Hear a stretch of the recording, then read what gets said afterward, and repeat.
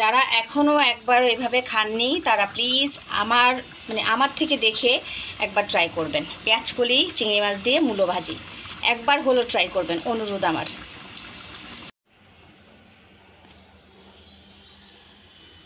Viewers আসসালামু আলাইকুম, সবাই কেমন আছেন? আশা করছি যে যেখানে আছেন ভালো আছেন, সুস্থ আছেন। আমরাও আলহামদুলিল্লাহ ভালো আছি, সুস্থ আছি। বলেন তো ভিউয়ার্স, এটা কি? এটা হচ্ছে মূলা। এটা হলো মূলা। মূলা আমরা কম বেশি অনেকেই পছন্দ করি, অনেকেই করি না। আবার অনেকে অনেক রকম দেখছি মূলার রেসিপি করছে, এমনকি মূলার বড়া, মূলার চপ। ইউনিক, আমার কাছে খুব ইউনিক লেগেছে। তো আমি মূলা খেলে বেসিক্যালি শুটকি দিয়ে খাই বা গরু মাংস, মুরগি মাংস দিয়ে খাই, আর তা না হলে ডিম দিয়ে ভাজি। তো আজকে আমি কি করব, পুকুরের এই দেখেন কচু চিংড়ি দিয়ে আমি মূলাটা ফ্রাই ভাজি করব। সাথে পেঁয়াজকলি থাকবে, পেঁয়াজকলি, টমেটো, কাঁচামরিচ দিয়ে আমি আজকে এই দেখেন মূলাটা ভাজি করব। মূলা ভাজি করবো আজকে চিংড়ি মাছ দিয়ে। আমি চিংড়ি মাছ দিয়ে কখনো করিনি, এমনি রান্না করেছি চিংড়ি মাছ দিয়ে, ডাল দিয়ে, অনেক কিছু দিয়ে রান্না করেছি, কিন্তু ভাজি করা হয়নি। ভাজি করেছি ডিম দিয়ে, আমার মা ভাজি করতো ডিম দিয়ে। তো আজকে আপনাদের সাথে আমি শেয়ার করবো এটা চিংড়ি মাছ দিয়ে ভাজি পেঁয়াজকলি দিয়ে। আমি তেলটা গরম করতে দিয়ে দিয়েছি। এখানে আমি দিয়ে দিব পেঁয়াজকলি এবং পেঁয়াজ, কাঁচামরিচ সবগুলো দিয়ে দেব।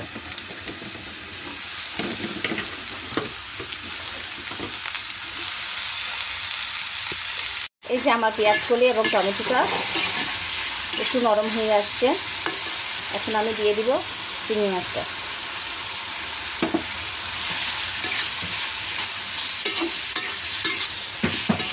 এটা পুকুরের চিংড়ি মাছটা, এটা দিয়ে লাউ রান্না করলে খুব মজা হয়। সেদিন আমি পালং শাক রান্না করেছিলাম, খুবই টেস্ট ছিল। হলুদ গুঁড়া দিব,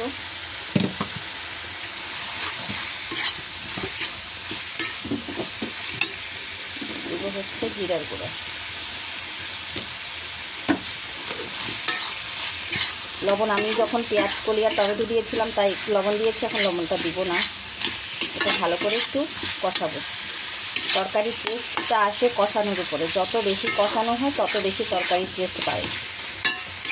এটা ভালো করে কষিয়ে তারপরে আমি মূলো দেবো, কারণ মূলোটা তো আগে আমি সিদ্ধ করে নিয়েছি, আপনাদের বলা হয়নি। মূলাটা কিন্তু আমি একটু ভাপ দিয়ে নিয়েছি। আমার ভাজির মশলাটা কষানো ভালো করে হয়ে গেছে, দেখেন। এখন আমি মূলাটা দিয়ে দিব।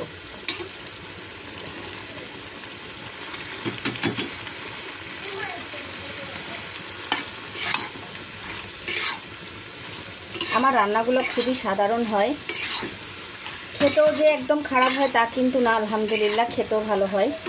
যেভাবে আপনারা দেখেন ঠিক ওরকম টেস্টও হয় না তা কিন্তু না, কারণ সেটার প্রমাণ হচ্ছে আমার বাচ্চারা। কারণ আমার বাচ্চারা কিন্তু সবজি খায় না, বিশেষ করে আমার বড় ছেলে তো চিকেন ছাড়া কিছু খায় না। তো ও যেহেতু এখন সবজি খায়, তার মানে সেটা ভালো লাগে। কারণ আর আমার ছোট ছেলে খুব বেশি টেস্ট না হলে কোনো কিছু খায় না, ও তো আলু পাগল, তো আলু ছাড়া কিছু খেতে চায় না। তো সেই ক্ষেত্রে ও খায়, ওর জন্য আসলে মোটামুটি একটা কনফিডেন্স আসছে যে আমি ওদের এখন সবজি খাওয়াতে পারি।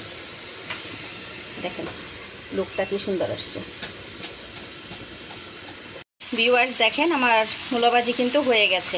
এটা আমি আর বেশিক্ষণ চুলায় রাখবো না, একটু জাস্ট ঝোলটা ঝোল না, মশলাটা টেস্ট করেছি আমি আর আমার ছেলে। মাশাআল্লাহ দিলে খুব টেস্ট হয়েছে। আপনারাও এইভাবে একবার যদি খেয়ে না থাকেন অবশ্যই ট্রাই করবেন, কারণ আমরা অনেকেই অনেকভাবে মূলো খেয়ে থাকি, অনেকে আবার মূলো পছন্দও করে না।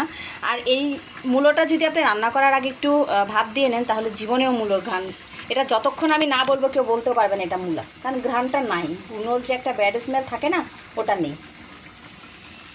যারা এখনও একবার এভাবে খাননি তারা প্লিজ আমার থেকে দেখে একবার ট্রাই করবেন। পেঁয়াজকলি চিংড়ি মাছ দিয়ে মূলো ভাজি একবার হলো ট্রাই করবেন, অনুরোধ আমার।